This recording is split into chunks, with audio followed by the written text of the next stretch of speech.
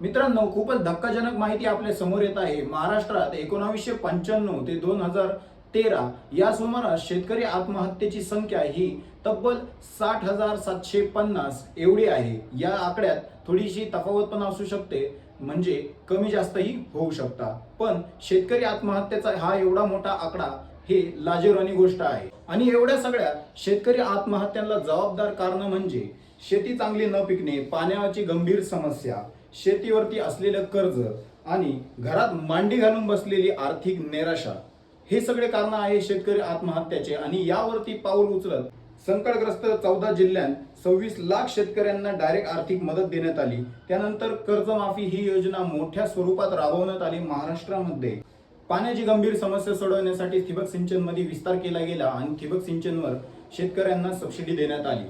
तरीही मित्रांनो, ठामपणे या प्रश्नांची उत्तरं सॉल्व्ह झालेली नाही आहे।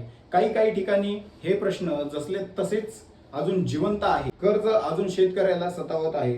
पाण्याची समस्या अजूनही शेतकऱ्याच्या समोर उभी आहे। शेतकऱ्याच्या मालाला बाजारभाव व्यवस्थित भेटत नाही। कधी आर्थिक मंदीचं कारण दिलं जातं, तर कधी एक्सपोर्ट इंडस्ट्री बंद असल्याचं कारण दिलं जातं, तर कधी वातावरणही शेतकऱ्याची साथ सोडून देतं। या सगळ्यांना तोंड देता देता अजून एक शेतकऱ्याच्या समोर त्याच्या मुलांचा, त्यांच्या शिक्षणाचा खर्चही समोर उभा राहतो।